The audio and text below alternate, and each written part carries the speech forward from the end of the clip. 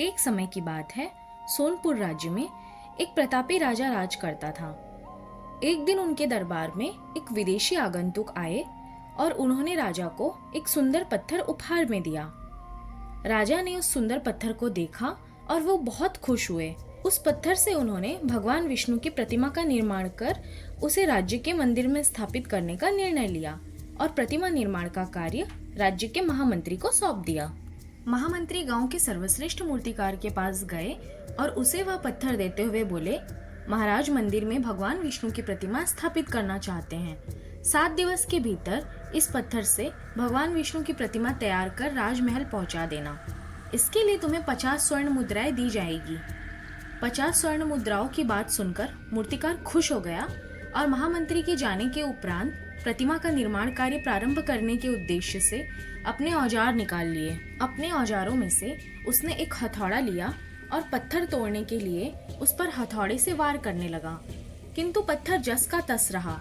मूर्तिकार ने हथौड़े के कई वार पत्थर पर किए, किंतु पत्थर नहीं टूटा। 50 बार प्रयास करने के उपरांत मूर्तिकार ने अंतिम बार प्रयास करने के उद्देश्य से हथौड़ा उठाया, किंतु यह सोचकर हथौड़े पर प्रयास करने के पूर्व ही उसने हाथ खींच लिया कि जब 50 बार वार करने से पत्थर नहीं टूटा तो अब क्या टूटेगा। वह पत्थर लेकर वापस महामंत्री के पास गया और उन्हें यह कहकर वापस कर आया कि इस पत्थर को तोड़ना नामुमकिन है, इसलिए इससे भगवान विष्णु की प्रतिमा नहीं बन सकती।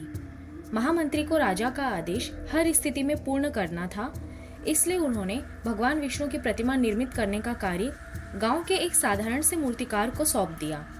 पत्थर लेकर मूर्तिकार ने महामंत्री के सामने ही उस पर हथौड़े से प्रहार किया और वह पत्थर एक बार में ही टूट गया। पत्थर टूटने के बाद मूर्तिकार प्रतिमा बनाने में जुट गया। इधर महामंत्री सोचने लगा कि काश पहले मूर्तिकार ने एक अंतिम प्रयास और किया होता तो सफल हो गया होता और 50 स्वर्ण मुद्राओं का हकदार बनता। तो दोस्तों, इस छोटी सी कहानी से हमें ये सीखने को मिलता है कि कई बार हम 1-2 प्रयास में असफलता मिलने पर आगे प्रयास करना ही छोड़ देते हैं, जबकि हो सकता है कि कुछ प्रयास और करने पर कार्य पूर्ण हो जाता या समस्या का समाधान हो जाता। यदि जीवन में सफलता प्राप्त करनी है तो बार बार असफल होने पर भी तब तक प्रयास करना नहीं छोड़ना चाहिए जब तक सफलता मिल नहीं जाती। क्या पता जिस प्रयास को करने के पूर्व हम हाथ खींच ले वही हमारा अंतिम प्रयास हो और उसमें हमें कामयाबी प्राप्त हो जाए। तो दोस्तों, आज की कहानी यही समाप्त होती है। वीडियो को पूरा देखने के लिए धन्यवाद। अगर आपको वीडियो अच्छी लगी तो इसे लाइक कीजिए, दोस्तों के साथ शेयर कीजिए, अपनी राय हमें कमेंट पर बताइए और चैनल को सब्सक्राइब कीजिए। Thank you.